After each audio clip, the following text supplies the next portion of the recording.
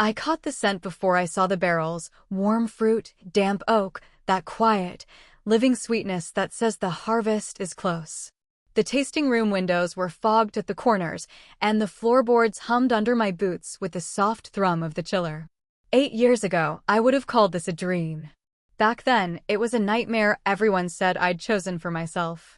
I took every dollar I'd saved consulting on soil and crop plans, every cautious spreadsheet I'd ever trusted, and threw it at 50 acres of sloped ground no one in my family believed in. My mother called it reckless. My sister said it was a phase. My father smiled like a man watching a storm drift toward a house he built himself. I worked 18-hour days until the vines learned my name. Somewhere between frost alarms and payroll panic, the labels found their way from Portland lists to Chicago menus. People started saying award-winning like it was part of my last name. Funny how success smells like ferment and stainless steel. My phone buzzed again, third voicemail from my mother, so I set the bottle I was checking back onto the rack and wiped my hands. The calls had been relentless all morning. When Elaine insists on seeing you, it's less a request and more the weather. I drove anyway, past orchards and school buses and a hardware store where everyone still knows the Hayes family. Outside Salem, the ranch house sat the same as always, a little sun-bleached and stubborn, like it had trained itself to ignore drama. The front door stuck, then gave. I stepped into the hall and heard voices in the kitchen, bright, excited, too many plans for a Tuesday afternoon. Brooke's laugh floated first. It's the sound of someone who never expects to be told no. Ceremony right between the big maple and the lower block, she was saying. Sunset. Simone says we can string lights across the path.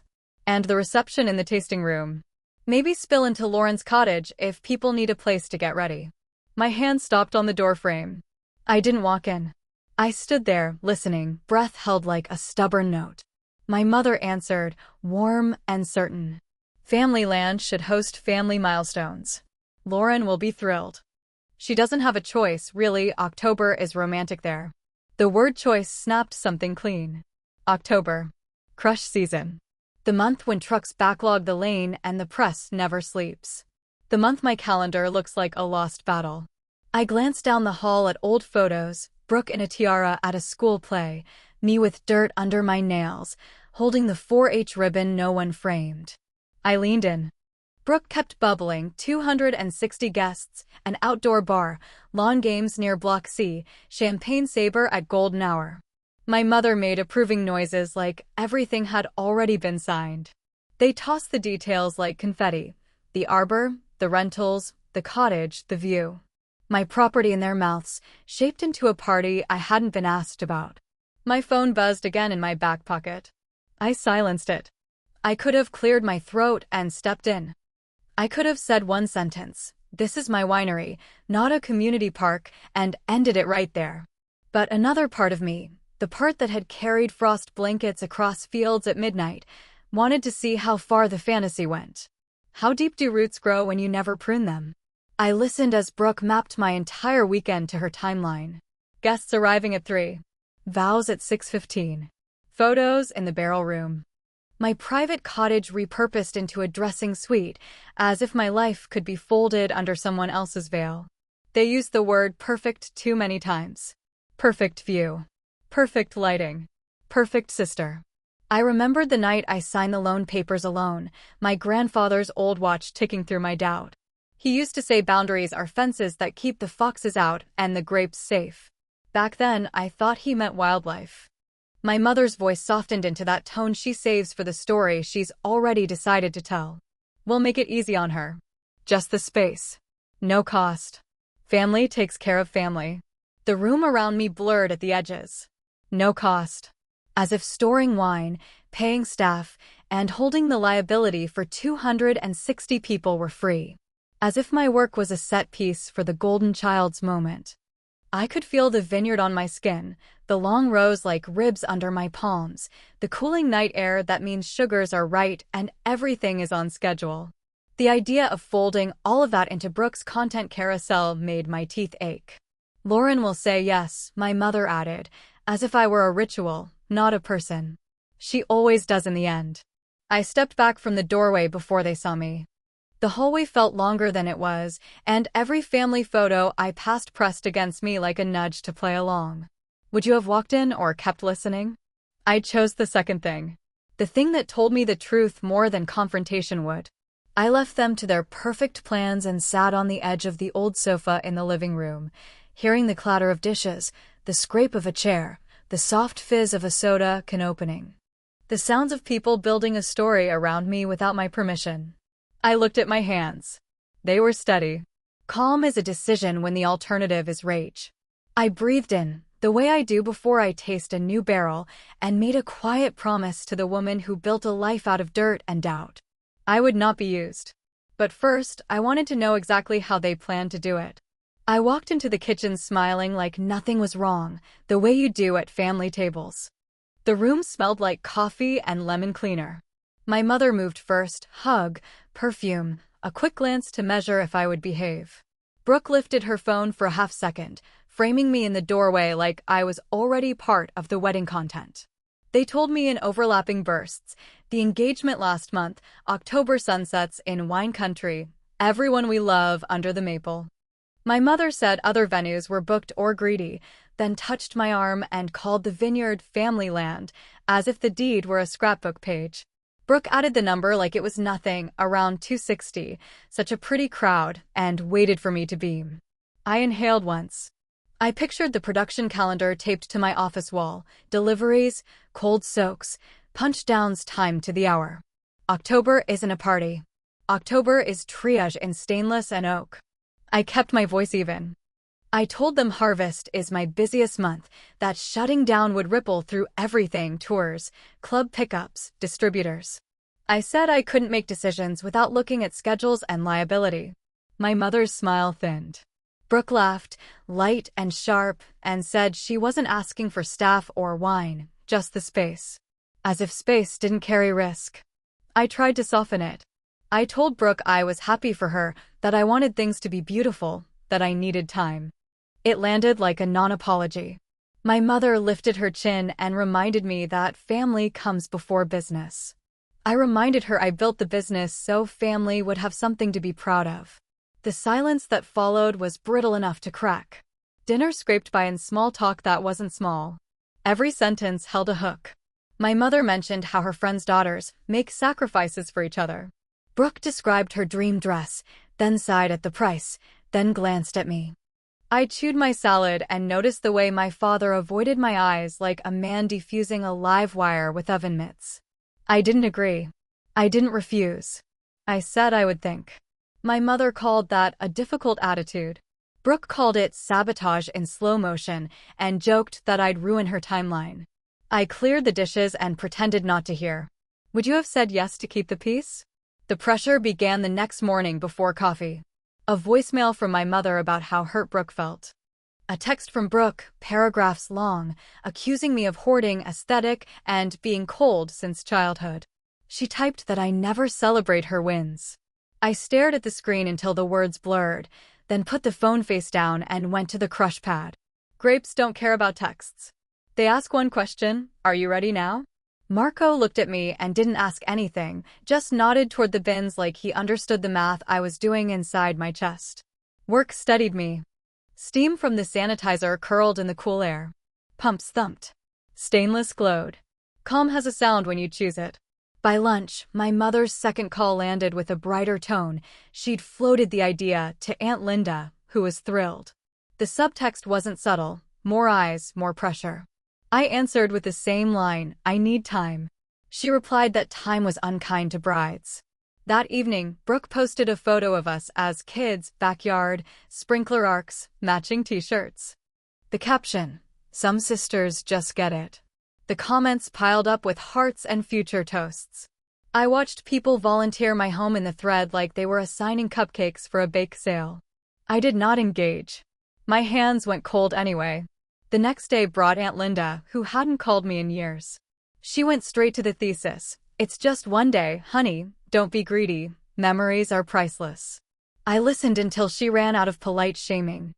Then I explained insurance, occupancy, alcohol service, and what it costs to close during peak season. She said I sounded like a lawyer, and I said that was the point. Nights got noisy. My mother shifted tactics, soft guilt, then wounded silence, then back to soft guilt. Brooke alternated between flattery and blame. "You're a boss," one text read, "make it happen." The next one called me heartless.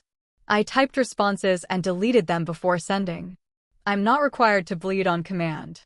On the fourth evening, my father called. He cleared his throat 3 times before words arrived. He said the house was tense. He said they should have asked better, then suggested, almost pleading, that I bend a little so the fights would stop. I told him I was already bending. He breathed out like he'd been holding air for a week and said he understood more than he showed. Then he asked me to call my mother. I said I would tomorrow. I walked the lower block that night with a flashlight and a sweater thrown over my shoulders. The vines whispered the way they do when the breeze comes up from the creek. I could feel the old pattern hold me by the wrists, the one where I fixed the thing I didn't break. I pressed my thumb against a cluster and felt the skins give, sweet and ready. I texted my mother one sentence before bed, "I'm still thinking." It bought me 24 hours and cost me nothing I wasn't already paying. The next morning, a new number lit my phone. A cheerful voice introduced herself as a planner my family had spoken to, asking when she could swing by the property for a peek. I froze, watching steam rise off my mug, counting to 5 before I answered. I knew something was off the second I turned into the drive.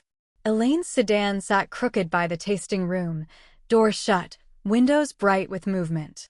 I killed the engine and heard voices carrying over the rows, excited, performative, like a tour I hadn't scheduled.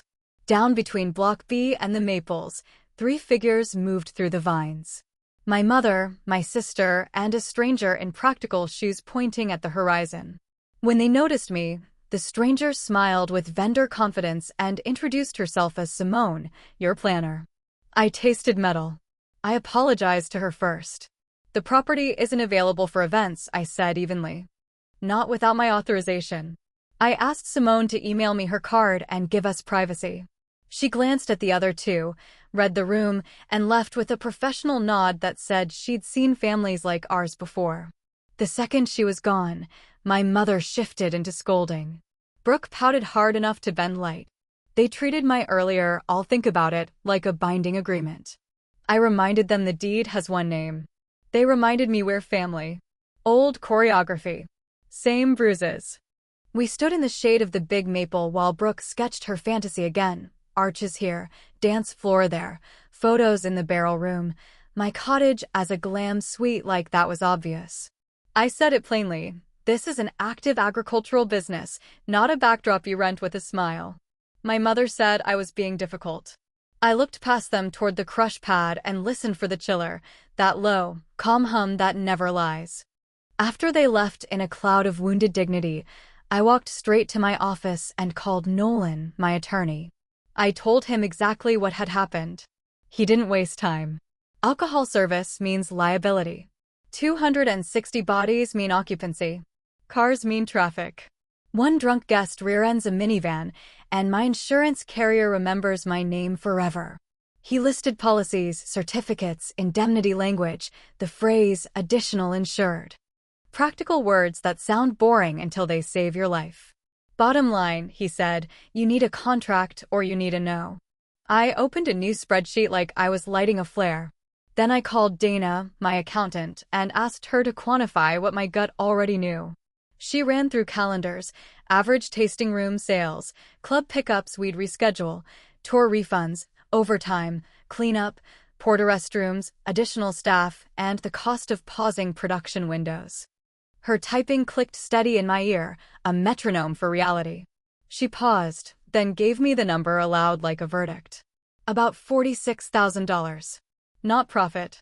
Loss and expense for a single peak season weekend. The air thinned in my lungs and then cleared. That figure slid something heavy into place. This wasn't just the space. It was risk stacked on opportunity cost, wrapped in entitlement, tied with a ribbon labeled love. Would you eat that bill to keep the peace? I rolled my chair to the window. From there, the rows looked like lines on a palm, fate written in trellis wire and tension clips. I remembered Grandpa Henry teaching me to stretch fence, how he'd say you tighten until the twang sings, but doesn't snap. Boundaries keep the foxes out. He never said what to do when the fox wears your last name. I printed Nolan's checklist and started marking boxes. Areas allowed versus restricted. Setup hours. Vendor insurance thresholds. A hard guest cap tied to coverage. Penalties with teeth. A clause that lets me shut an event down the second the rules break. The pen moved faster as my pulse slowed. By sunset, the barrels sweated gently and the office smelled like ink and oak. I stacked the draft pages, slid them into a folder, and set it on the corner of my desk where I put things I won't forget. Calm, again, by choice. If they wanted the vineyard, they could have it the way I give anything that matters, carefully, on paper, with my name protected. And if they didn't want that, they could want somewhere else. The only thing left was to say it out loud. I stood by the open office window and let the cool air settle me. The numbers from Dana were still in my head, heavy as wet coats on a rack. 46,000. Not fear, clarity. The vines outside rustled like they were agreeing. I dialed my mother before I could rehearse a softer version. Her hello came bright, already victorious. I kept my voice even. I'll host it, I said, only as a formal business event. Written contract. Guest limit. Insurance naming my company as additional insured. And a refundable $12,000 deposit to cover lost revenue and disruption. Silence, then the softest gasp. I could picture her hand at her throat. A deposit? From family? If nothing breaks and we stay on schedule, it comes back, I said. But I won't carry risk for free. Brooke broken on speaker, sugar turning to vinegar mid-sentence. You're kidding. It's literally just your space. It's a working winery, I answered. With liability, production windows, and staff. Space has a price when 260 bodies fill it. My mother tried the velvet knife. Honey, this is a milestone. You're making it transactional. It's already transactional, I said. I'm just putting it on paper where it belongs. I laid the last piece down. 2 weeks to deliver the signed contract, the certificate of insurance, and the deposit. If any item was missing, there would be no event.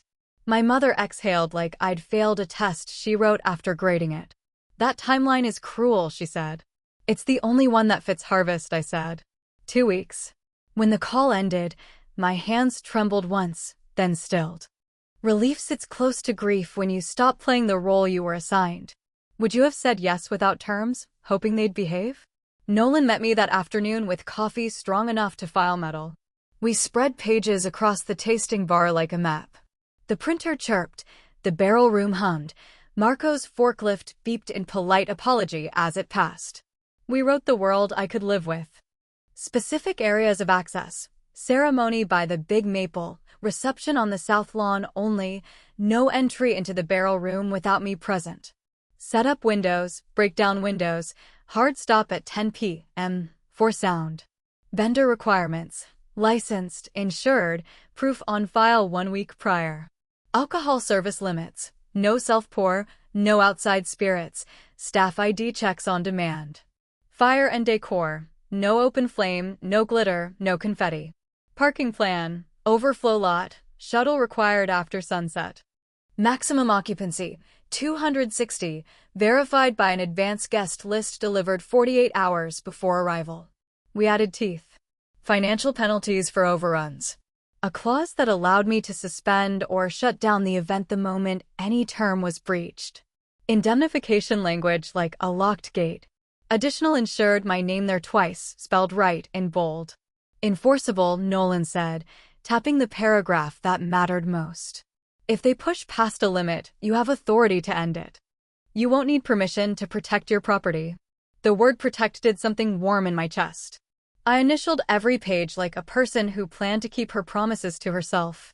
That evening, I emailed the contract as a PDF and left a printed copy at their house, tabbed with orange flags where signatures belonged. My message was short. Terms. Deadline. Deposit method. I added one line I meant completely. I am not charging you a venue fee. An hour later, my phone lit with my mother's name. She began in tears, moved to anger, and landed in logistics. Richard's work had slowed. 12,000 wasn't spare. Couldn't I wave that hurtful piece to prove it wasn't about money? It's about risk and respect, I said. The deposit proves both. She tried again. What if I promise nothing will be damaged? Promises don't vacuum glitter out of grass, I said gently. Policies do. After we hung up, I walked the porch until dusk pulled the hills into one soft shape. The sky went lavender. The first stars pretended not to be satellites. I thought about the girl in those hallway photos, the one with dirt under her nails and a ribbon no one framed, and felt something like an older sister to my younger self. We had grown a spine together. 2 mornings passed. Then a text from Brooke, a photo of her hand on a latte, captioned, "Budget meeting, LOL." I didn't reply. That afternoon, Nolan sent the final contract packet for official signature through DocuSign, our names stacked like miles of fence wire. I clicked send and watched the little paper airplane icon lift off my screen. Evening brought a new tactic. A cousin I barely see called to say she heard I was making them put down 12 grand because I hate weddings. I told her I love my work and my life and that neither is available for free. She went quiet. We ended politely. On day 5, my mother left a voicemail with practiced exhaustion. They could maybe do 6,000. They would personally guarantee, the rest with love and reputation. I pressed play twice to make sure I'd heard it right. Reputation doesn't pay staff. Love doesn't buy insurance. I texted back the same 3 words. Terms are unchanged. The next morning, I printed the guest list clause and taped it above my desk. 48 hours prior or no entry. It stared back at me like a boundary dressed in legalese. The vines outside shifted in rows, a sound like silk pulled through fingers. Calm is discipline when emotions ask for shortcuts. On day 9, I caught myself checking email like a teenager checks for a crush reply. Nothing. I went back to work. We racked one lot, tested temps, signed for a delivery of new foils, and approved a label proof that made me smile.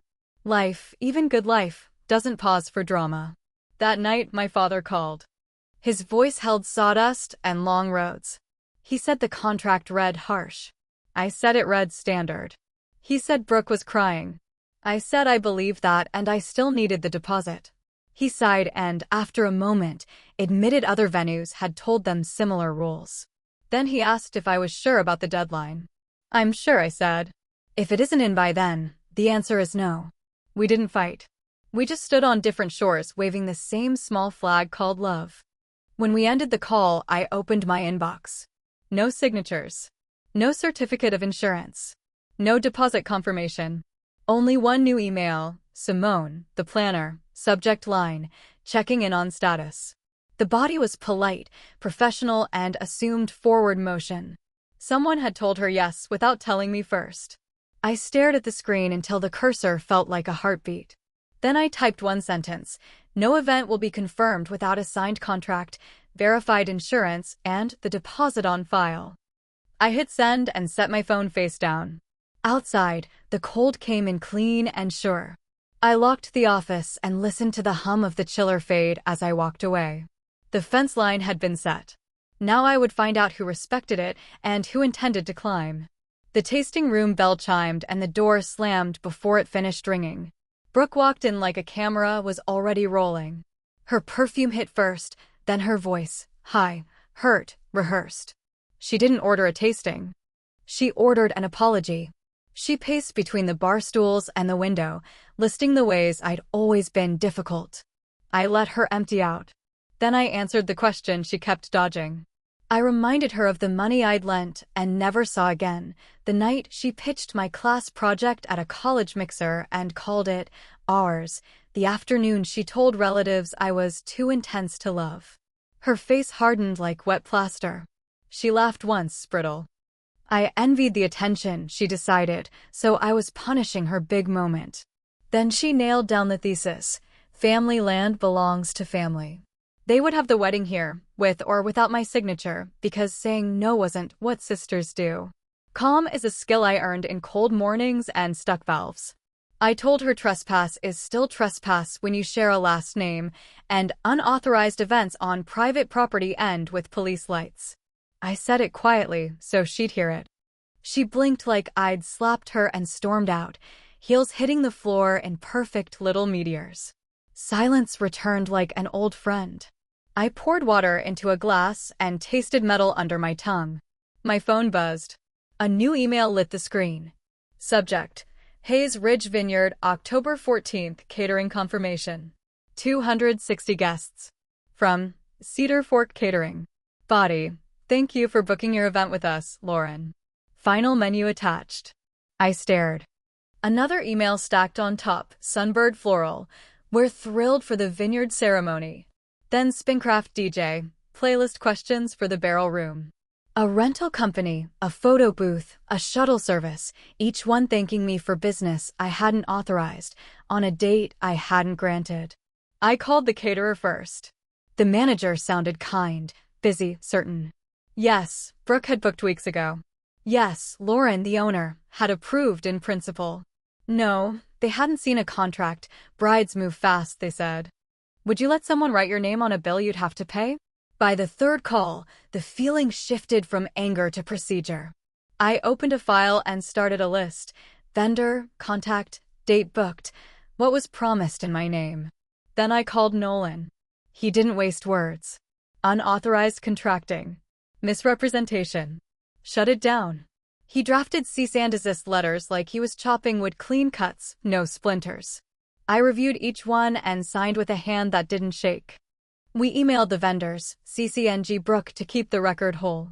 Most responded fast and apologetic, relieved they weren't about to drive into a family minefield. Simone, the planner, wrote back with measured surprise and the professional version of I assumed they had permission. I thanked her for adjusting and told her any future contact must run through me. Elaine called within minutes, fury already warmed. I listened to the crackle of her breath before the words arrived. I had humiliated Brooke. I had misunderstood the generous spirit of a wedding. I told her someone used my business identity to obligate strangers. That's not generosity, that's fraud. She said no one's pressing charges. I said I wasn't either yet, but the letters were sent and the bookings were void. She moved to tears, then quiet, then silence long enough to hear the hum of my chiller through the phone. You've changed, she said at last. I've grown, I said, and ended the call. By late afternoon, the inbox calmed. The air tasted like ozone after a storm. Marco knocked once and set a mug of coffee on my desk like it was a candle at a vigil. He didn't ask. I nodded thanks. The printer still felt warm under my palm from the letters. When the workday thinned, I drove to the cemetery where Grandpa Henry sleeps under a small stone that names him like he lived, plain, solid, unafraid. The grass was damp around the edges, and the cedar smell sat heavy in the cool. I told him what I'd done, and what I hadn't, and how a fence drawn late can still save a crop. I ran my thumb over his name and thought about the year he taught me to stretch wire, tight enough to sing, not snap. Twilight softened the rows of markers into a single gentle line. I asked a question to the quiet air. What does family mean if you have to forget yourself to keep it? No answer came. Just a calm I could breathe. On the drive back, the hills wore that bruised purple light that makes you slow down. At the gate, I parked and sat there until the engine's tick faded. Then I walked the fence line and checked the locks like a ritual. The vineyard hummed low, alive, mine. Back in the office, I drafted one final email to my mother and sister. All communications about the event would go through me and my attorney. No vendors could be contacted using my name. No one was allowed on property without my consent. I attached the contract again. I included the deadline. I ended with a clean sentence that tasted like steel. If conditions aren't met, there will be no wedding here. I shut off the lights, left the letters stacked by the door like sandbags, and stood on the porch listening to crickets stitch the dark together. Resolve doesn't roar. It settles. Tomorrow would show me whether they could read a boundary, or only a target. The first call came from my father, late enough that the house behind him sounded like it was holding its breath. He cleared his throat, then again, then said the document was harsh. I watched a fruit fly trace circles over my desk lamp and let him finish. He circled the deposit like it was a cliff. It's standard, I told him. For strangers and for family. He said Brooke was crying. I said I believed that and I still needed the 12. He went quiet the way men do when the truth and their peace treaty don't fit in the same pocket. Then, like a small confession, he admitted other venues had told them the same rules. He just hoped I could be softer. I'm already being soft, I said. I'm saying yes with offense. When we hung up, the night felt extra still, as if the vines themselves were listening. Would you have caved because a parent asked nicely? 2 days passed with nothing but normal life. Hoses, forklifts, tasting notes, the click of the bottling line, the clean ache in my lower back that means work is working. I stopped checking my phone every 10 minutes and let the calendar hold me. Then mid-September arrived with a brisk morning and a voicemail from my mother in a voice I recognized, the one for calling truce without saying sorry. We met on neutral ground, my office, door open, the hum of the chiller smoothing the edges of the conversation. Elaine's smile was carefully arranged, like a table set for company you don't trust. She said they'd spoken to other venues. She said apparently I wasn't inventing obstacles. Her eyes found the contract on my desk and flinched like it might bite. I will only lock the date, I said, when the signed agreement, the insurance certificate naming my company, and the deposit are in my hands and verified. She nodded like a person humoring a traffic light. 3 days later, Brooke arrived without announcement. No camera. No perfume. Just a folder and a face that looked tired at the edges. She didn't sit. She put the folder on my desk like a summons and said, "Here." Inside, the contract with signatures where the orange tabs had begged for them. A one-page certificate of liability naming Hayes Ridge LLC as additional insured, our address printed in clean type, the policy limits circled in blue. A cashier's check for $12,000 with the bank watermark gleaming when I tilted it toward the window. Paper isn't emotional, but it can feel like air when you've been underwater. I read every line anyway. I checked dates, initials, coverage language. I looked for holes. Brooke watched me the way you watch a cop's face in your rearview mirror. When I finished, I slid the papers back into the folder and said we were confirmed for the date specified. She stared at the barrel room door instead of me. "We're bound by contract now," she said. It didn't sound like relief. It sounded like a verdict. "I hope it protects all of us," I said. She laughed once, no humor, just a sharp exhale, and left without touching me. The door closed with a soft seal, the way a car door does when the weather stripping is new. A boundary has a sound when it finally fits. I texted Nolan a photo of the certificate. He called within minutes. "Clean," he said. "Keep it on file. Run point on every vendor. Require the guest list 48 hours before arrival, or the gate stays closed."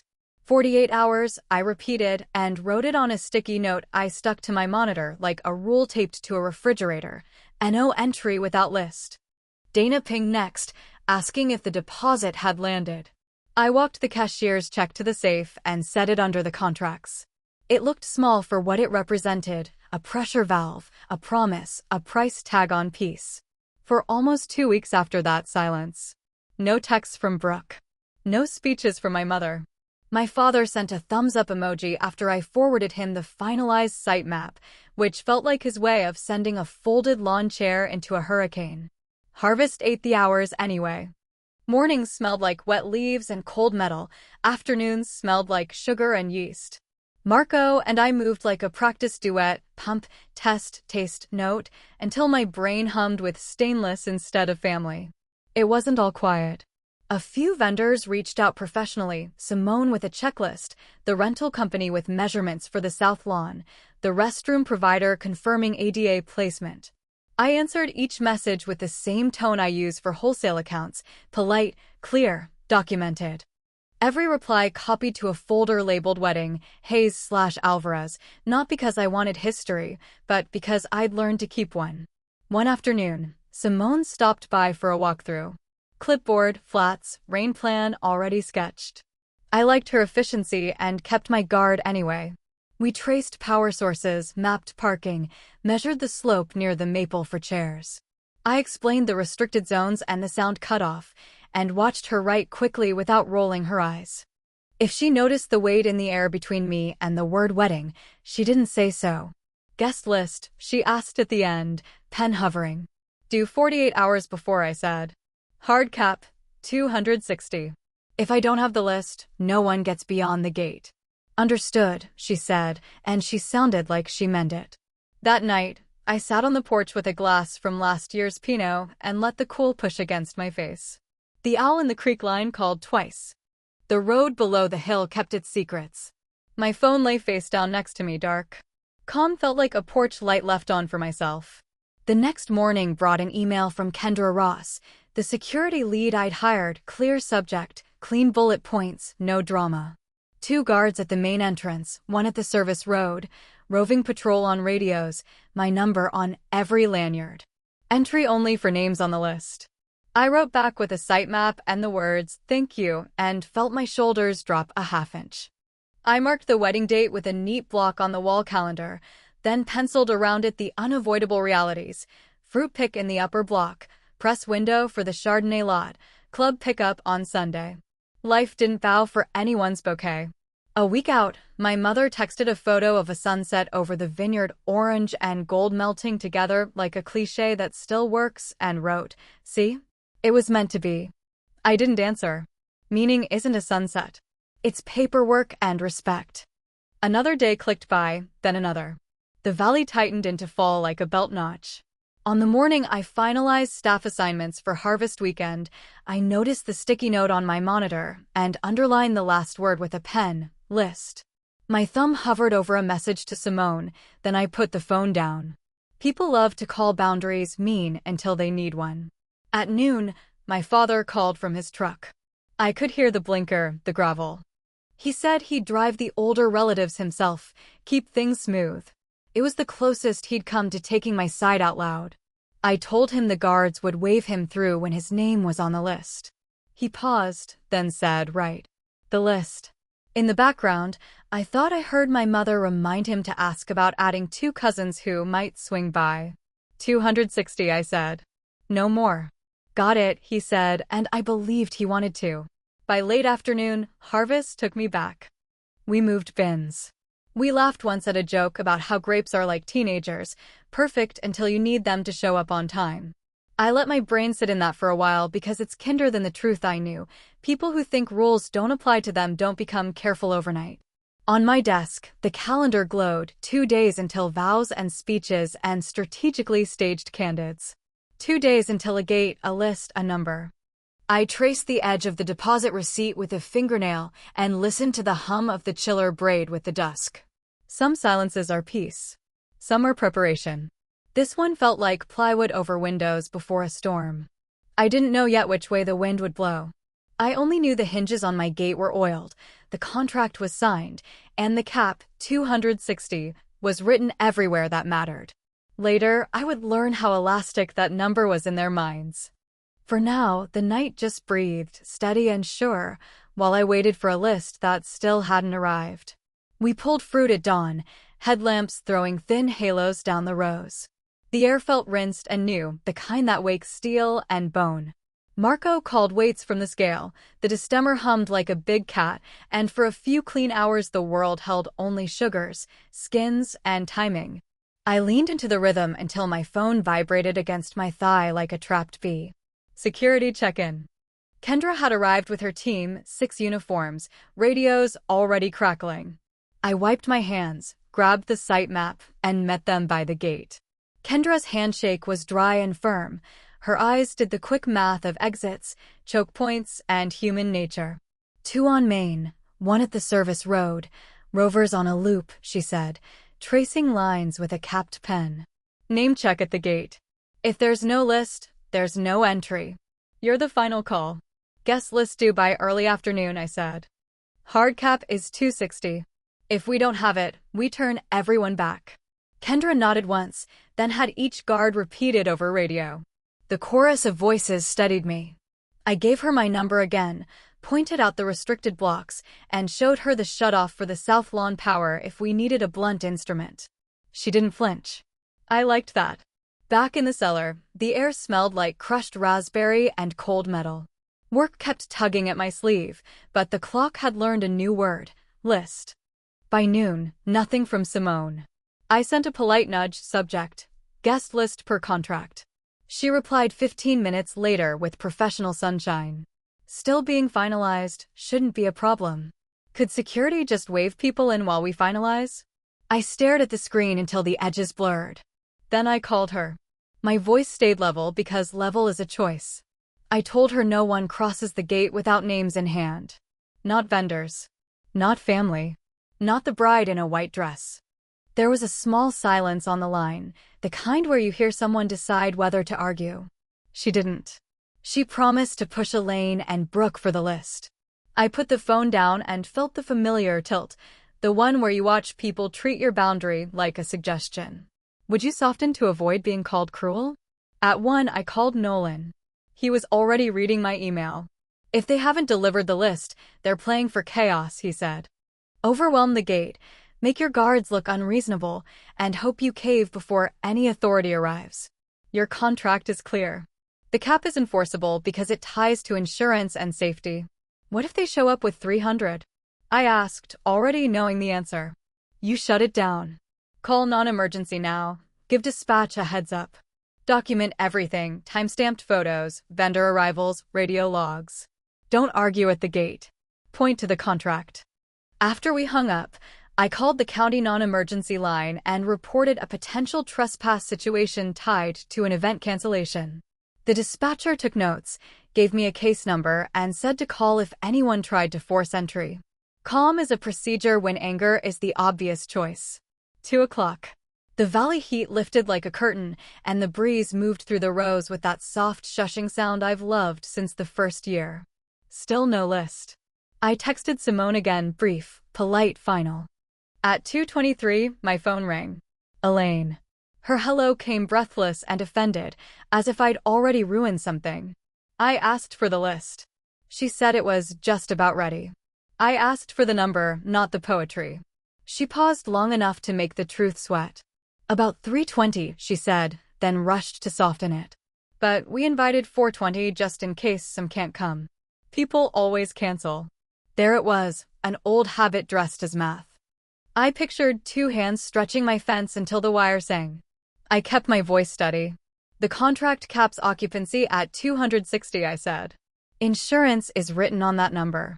Anything more voids coverage. Without a list at or under the cap, there is no event here. She tried the family card, then the martyr card, then the practical card that isn't practical at all. My heart beat once, heavy, then settled. It wasn't heartbreak. It was clarity wearing pain's mask. I am invoking the breach clause, I said. The wedding is cancelled on this property. For a second, the world went very quiet, just the thrum of the chiller and the whisper of leaves outside. Then the storm broke on her end, tears, accusations, a story about a cousin flying in, my supposed hatred of joy. I listened without swallowing any of it. When she ran out of air, I repeated the sentence, time-stamped it aloud, and ended the call. My hands didn't shake. I called Kendra next. No list. Overcapacity. Contract breached. We are closed to all event traffic. Admit no one. Copy, she said. We'll lock the main and service gate and post the notice. Body cams on. Radio's up. Be polite. Don't argue. If anyone escalates, call me and then dispatch. Understood. I forwarded Nolan the call log and a brief note summarizing the breach. He replied with one line, "You did what the contract allows and the law expects." It landed like a clean breath. The sun slid a fraction lower, turning the south slope into a sheet of warm copper. I printed a single page with the essential paragraph from the contract, occupancy cap, list requirement, right to suspend, and taped it inside the tasting room window facing the drive. Not for the crowd. For me. A mirror that would not lie when crying voices tried to. Simone called next, voice small but professional. She'd just learned about the final guest count and sounded like someone reading a weather report while the sky blackens. I told her the property was closed, and I was sorry her work was caught in the middle. She thanked me for clarity. We ended without hard feelings. Professionals know what a boundary is. I walked the porch once, then twice, feeling my pulse drop into that deep, even place I save for crisis. Marco stepped out with 2 waters and stood beside me without filling the air. After a minute, he said his mother once told him that love is a door, not a battering ram. I felt something in my chest untie a little. Would you have held the line? I asked him, not really asking, or opened the gate to avoid a scene. He didn't answer with words. He just looked at the vines, then at me, and nodded like a man who knows the cost of both choices. We heard it before we saw it, the far-off murmur of tires, a string of engines cresting the hill. Kendra's radio crackled. My phone buzzed with a text from her, vehicles stacking at Main in 5. I took a slow breath and stepped back into my office, where the contract sat under a paperweight shaped like a grape leaf. I checked the time. 3:07 p.m. I opened the evidence folder on my desktop. I clicked the camera feed trained on the gate. The screen showed sun flare, dust, and the hard line of my fence. The first headlights broke through the heat shimmer, bright and certain, like the beginning of a movie I refused to be the victim in. The guards took their positions. The radios clicked. The hum of the chiller braided with the distant sound of doors opening and voices warming up to outrage. I placed my hand on the desk to feel the vibration of my own steadiness and said, just to myself, just once closed. Outside, the line of cars kept growing. Inside, I waited for the knock that would test whether my voice could stay as calm as the paper it stood on. Engines first, then voices, bright, celebratory, unaware. The line of cars curved along the shoulder like a parade that forgot its route. Kendra's radio clicked, a clean metronome under the rising noise. 2 guards at the main gate, one at the service road, rovers in slow orbit. Sunglasses, calm faces, posture that said, this is the line. They came dressed for joy. Suits flashed in the sun. Dresses moved like small waves. A rental box truck idled, the driver thumping his fingers on the wheel to a song none of us could hear. Behind my office glass, I adjusted the camera angle, checked that the body cams were on, and set my phone to video. Timestamps matter when stories split into versions. The first guest smiled, rolled down windows, said the bride's name like a password. Kendra's team did the script we'd rehearsed, polite voices, firm tone. The property is closed. No event is taking place here. They pointed to the printed notice. They didn't argue. They didn't explain more than the contract required. People don't hear details when their expectation is a drumline. Vendors tried next. The rental foreman showed a clipboard. The caterer held invoices like a shield. The florist looked ready to cry over peonies that would never see a table. I stepped out to the porch and kept my distance. I told each one the truth in one sentence. The booking was unauthorized. The property was closed. I was sorry they'd been pulled into our family theater. Most of them read the air and backed away. A few wanted someone to blame and found me convenient. My phone lit up with a different kind of crowd, unknown numbers, private messages, and a tag flood of strangers telling me what a sister should be. Somewhere, someone had posted a narrative where I was the villain who hated love. The comments multiplied like fruit flies. I put the phone face down and took another photo of the closed gate, the guards, the printed clause taped in the window behind me like a mirror that didn't flinch. Elaine called crying, her voice already sprinting. She said there were only about 320 and most wouldn't stay long. She said I was ruining the best day over a number on paper. I let her finish. Then I recited the cap and the insurance in one even breath.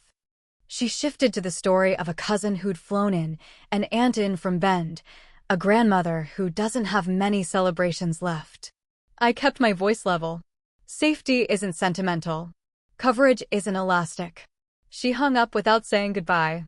Through the camera feed, I saw him before I saw her, Aaron, arriving alone in a gray rental, suit jacket slung over his shoulder like a man walking into weather. He talked to Kendra. She pointed at the notice. He took it in, slow, like someone reading a diagnosis he'd half expected and hoped to outrun. He didn't yell. He just stared at the gate, then at the vineyard beyond it, then down at his shoes. I felt something in my chest try to move toward him and then stop, because that wasn't my job today. Brooke arrived like a dare.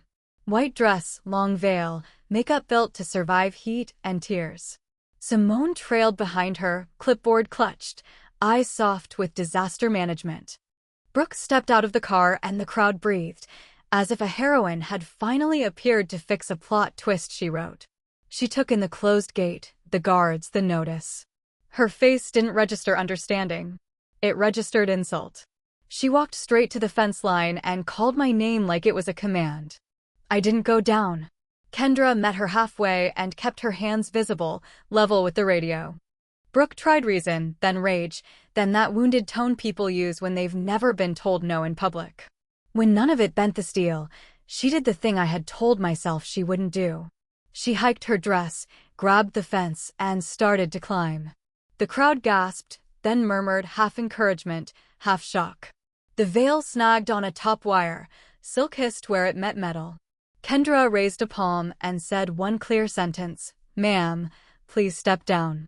Richard darted forward from the roadside and tried to lift her by the waist, saying her name low, the way fathers do when they remember the toddler and see the woman at the same time. Elaine shouted at him to help, not hinder. A groomsman tried to laugh it off, then didn't.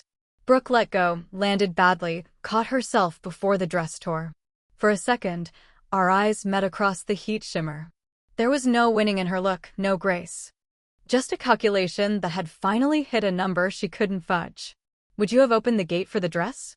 Kendra called in a status update over radio, calm as rain. I logged the time and took another photo, fence, veil, sun flare. My father's hand on Brooke's elbow as he steered her back from an arrest she didn't yet believe in. The caterer pulled a U-turn. The DJ's van idled, then crept away. Simone stood with Aaron and spoke in that soft, efficient voice that holds people together while they break. He nodded without moving, like a man agreeing to gravity. The insults came in waves, as expected. Ice Queen. Heartless. Greedy. A bridesmaid tossed a handful of ribbon toward the gate. It fluttered back on the breeze and landed at her feet. A distant cousin yelled that he'd never buy my wine again, and I resisted the urge to tell him he never had. Still, most people did what people do when the script changes and the set goes dark. They drifted. The dresses looked heavier in retreat. The suits slumped. The road slowly unclogged itself of indignation and rentals.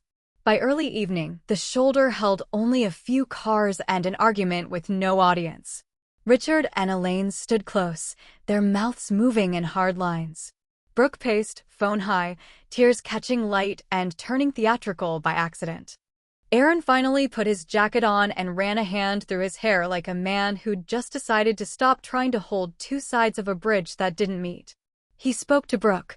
She threw a look that could cut canvas. He stepped back, not away. That would come later. Kendra checked in one last time. "We're clear," she said, voice steady as a level. Closing the service road in 5. "Do you want a final sweep?" "Yes," I said. "Thank you for today." She didn't say, "You were right." Professionals don't gloat. She just nodded toward the rows like she respected the work and the woman who did it. As the guards rolled out and dusk pulled the valley into one wide shadow, the quiet landed so completely it felt staged. Crickets started their stitchwork. Somewhere down by the creek and all tested a single note. I sat on the porch steps with a legal pad and wrote the last times down. Final vehicle out at 6:48, security off-site at 7:10, property secured. I scrolled through my phone, through the furious messages, the strangers, the relatives suddenly fluent in morality. I saved a few for evidence and deleted the rest like dandelions plucked before seed. My hands were steady. Relief isn't joy, it's the absence of dread in the body. I looked at the gate, the same gate as yesterday, somehow now a symbol, and felt a chapter unhook in my chest. We had rehearsed this pattern for decades. Brooke wants, my mother pushes, my father retreats, I cave. Today, the choreography broke. The music cut. The stage went dark. I raised my glass of water like a private toast to the man whose watch I once wore to sign impossible papers. Boundaries keep the foxes out. Sometimes they keep the family out too. That's not cruelty.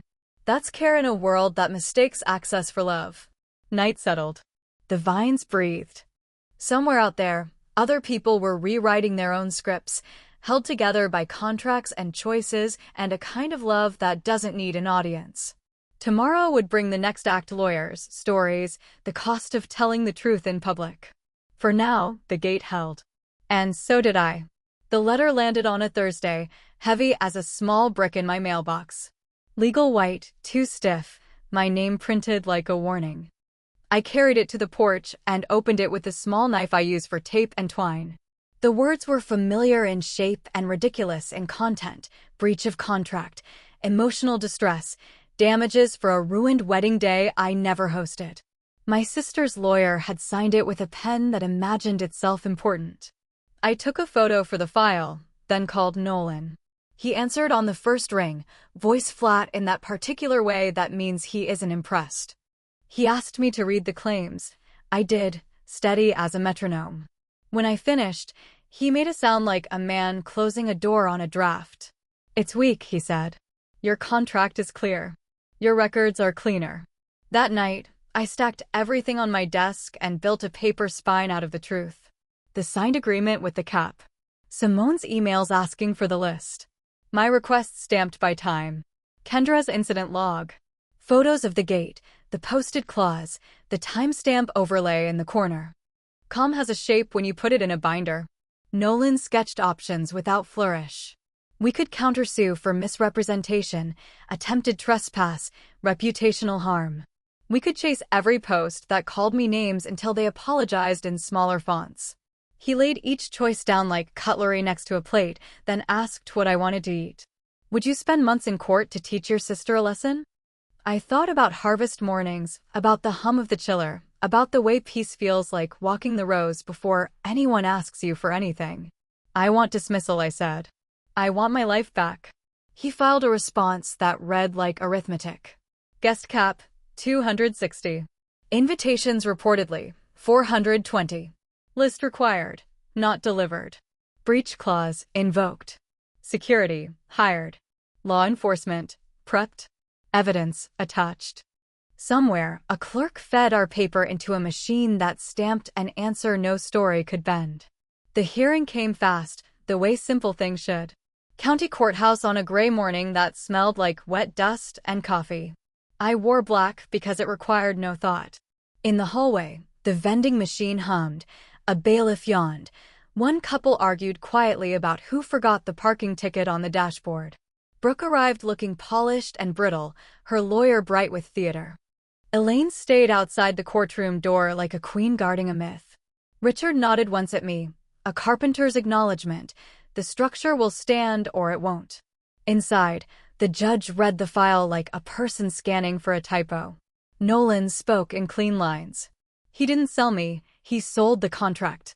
He walked the court from clause to consequence, from risk to reason, from number to hard stop. Brooke's attorney tried a different path: hurt, family, a ruined milestone.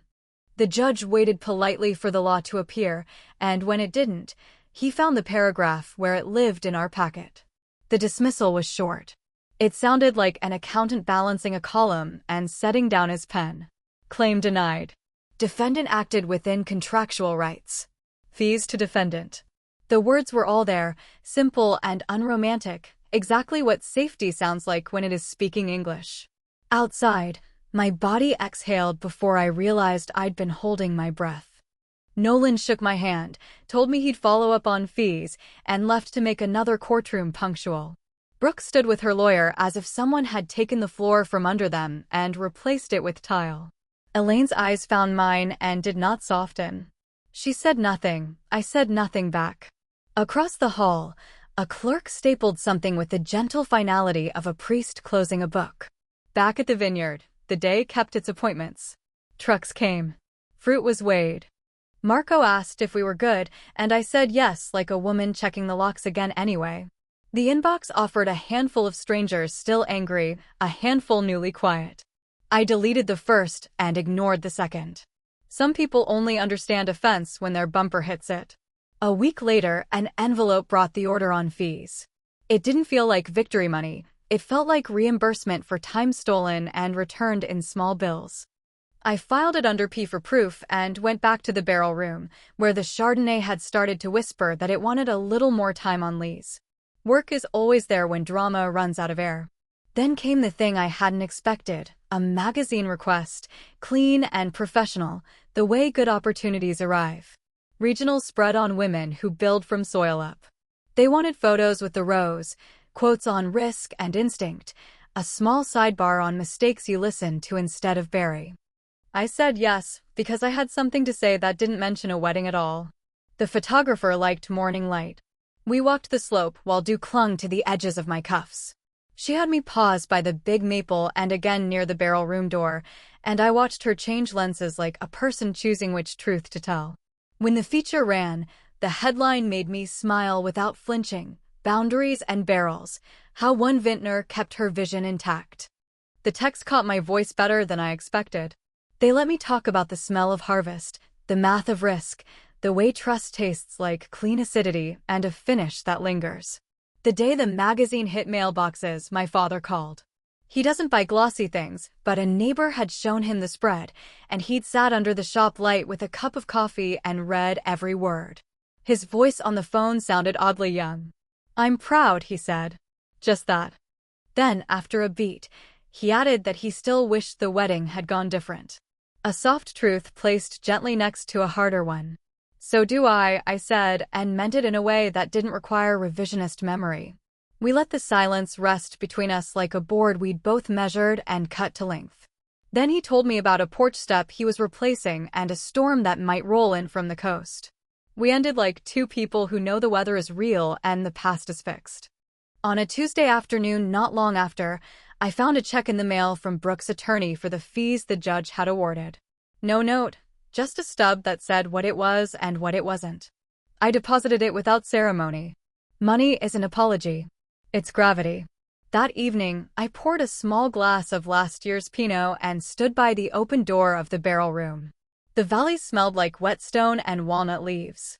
In the far block, a hawk hung still over a thermal like it had decided to stop trying and let the air do the work. People in town stopped telling me how a sister should behave. A few even apologized in sideways ways, ordering a case, leaving a note, saying they'd heard the whole story now. Reputation travels slow when it's quiet and true. Faster when it's loud and wrong. I didn't chase either. I stocked shelves and trained staff and checked the fence where the veil had snagged and left a single pale thread until rain took it. Some nights I still scrolled the old posts and felt that small sting, the one that makes you want to answer people you'll never meet. Then I'd close the screen and listen to the chiller's steady hum and remember that machines are honest when people aren't. The lawsuit didn't give me back a sister. The article didn't heal a family. But the dismissal gave me a line in the sand written by someone who doesn't love me, exactly the person you need to write lines sometimes. And the feature gave me a different kind of mirror, one that reflected who I am when nobody's demanding access. Later, there would be fallout that didn't belong to me, and choices made in apartments I don't live in. For now, the vines were heavy with what they'd become, and the paper proved I hadn't imagined the cost of saying no. I set the glass down and let the quiet stretch. Harvest isn't forgiveness. It's proof that what you tend survives. Tomorrow would bring checks and bottling and a weather report I couldn't control. It might also bring a small envelope with a sentence I didn't expect. I slept well. The gate stayed closed. And the story wasn't finished yet. Winter set in clean. The vines went to sleep under a thin frost, and the roof pinged when the sun found it at noon. Work simplified itself, barrels, topping, notes. Silence with purpose. I could hear my own breath in the barrel room and not flinch at it.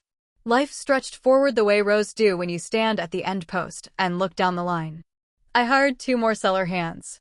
I said yes to an extra allotment in Seattle. I flew to Burgundy for a week, walked chalky soil in borrowed boots, and listened to a woman twice my age talk about patience like it was an ingredient. Back home, I tried a different cooper, tightened one blend, loosened another. Small risks, clean results. People asked sometimes, careful, whether the family had made up. I smiled and talked about rainfall. Peace can be a boundary you don't advertise. News drifted in sideways, the way storm warnings murmur before rain. Brooke and Aaron held a small city ceremony 6 months later, courthouse, then a dinner where the lights were right and the guest list obeyed capacity. A friend of a friend sent a photo I didn't ask for. Brooke looked beautiful and tired, like a woman halfway through convincing herself. Aaron's smile didn't reach his eyes. A year less a few weeks, he moved out. I heard it from Simone, who'd stayed kind. He couldn't live inside the argument, she said gently. No one can. Brooke's job went the way most things go when you make everything about the one person you want to blame. Late shifts. Missed quotas. Words said too loud in a stockroom that echoes. Then a box on a desk and a key card that stopped blinking green. I didn't gloat. I stalked the tasting bar and answered emails and watched fog lift out of the creek line like breath you can see. Elaine learned the hard math of reputation. Relatives got slower to return calls. Holiday tables shifted chairs. People who love you but don't like the noise choose quiet every time. She called my father soft for not fixing me. He started walking evenings again, because movement can feel like decision when you don't have one. He called me sometimes from those walks, the crunch of gravel under his boots measuring out our sentences. Updates came neutrally: blood pressure, rain forecast, a porch railing he'd replaced, an appointment she wouldn't move. I listened and didn't step back into the house I'd finally stepped out of. Love is not a leash. It's a seat at the edge of the field with a thermos and time. Spring returned in gold and sap. Club members came for pickup and left handwritten notes about boundaries that sounded like thank yous. Kendra's team handled a summer release party with the same calm as the barricaded day. She nodded at the gate in a way that said we both remembered and didn't need to say it. One afternoon, a thin envelope arrived, legal white, cheaper than the last one. Inside was a check from Brooke's attorney for the fees the judge had ordered, and a short note printed in a careful font.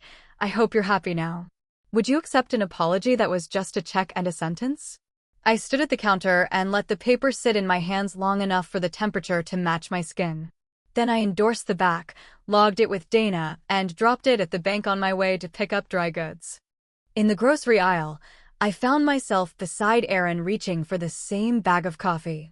We both paused, then gave that small, civilized nod that keeps two people from tearing open something that doesn't belong in public. He said he liked the Chardonnay last month. I thanked him and wished him something soft rest, maybe. We didn't say her name. That was an act of mercy for both of us. Summer sharpened. We trained shoots, thinned clusters, watched the weather with a farmer's superstitions and a business owner's math. I went on 2 dates that were fine. I laughed with Marco more. I slept like a person whose phone wasn't a weapon anymore. Sometimes, when the evening light hit the fence just right, I walked down to the section where her veil had caught and left a single pale thread. Rain had taken it months ago, but the wire still remembered the tug. My palm could feel it. Boundaries don't forget. They just grow into the landscape until you only notice when they're gone. On a slow Monday, a regional magazine sent out for second-run copies of the feature after it did better than they expected. A woman came into the tasting room with the article folded to the part about risk and said, "My sister thinks I should loan her my business for her wedding." I brought her here to taste and read. The sister stood behind her, cheeks flushed, eyes wet, a human timeline in real time. They left with a case and a conversation I didn't have to referee. Sometimes the story you survive becomes a map for someone else's escape. Late fall brought rain that felt biblical for an afternoon. We closed early. I sat on the porch with a sweater pulled tight and the smell of wet earth coming up like memory. My phone dinged. A text from my father. Storm's loud. Your mother's asleep. Proud of your last release. I typed back, thank you, and sent him a photo of the barrels lined up like resting soldiers. He replied with a thumbs up and a photo of his boots by the door. We're learning a new language. It uses fewer words. It works. The vineyard went quiet again, then woke, then quiet, the way living things do. Seasons kept their appointments. Boundaries did too. Once, near closing, a couple walked the fence and pointed at the maple with that look. I smiled, poured them a taste, and told them about occupancy limits and rain plans and why safety is romance when you're grown. I still get the occasional message from someone who only heard the first act of our story. I don't correct them. I pour another glass for a person in front of me and let the valley do what it's always done: hold sound, hold heat, hold whatever you finally put down. People ask what revenge felt like. They want a headline or a flourish. I tell them the truth. I didn't plan revenge. I enforced reality. The day those cars turned around at my gate, I didn't win a battle. I ended a habit. At harvest this year, Marco handed me a note he'd found taped inside an old clipboard, my grandfather's handwriting, a list of fence materials, 3 measurements, and a small line in the corner, tight enough to sing. I laughed and cried at the same time. Then I went outside and checked the wire by the maple and plucked it like a loose guitar string. The sound was clean. It held. I poured a glass at sunset and stood where the breeze slides up from the creek and cools the skin under your collar. The vines whispered. The chiller hummed. The gate, ordinary again, stood where I put it. I didn't get my family back the way I wanted. I got myself. And that was the point. Sometimes silence is the loudest revenge.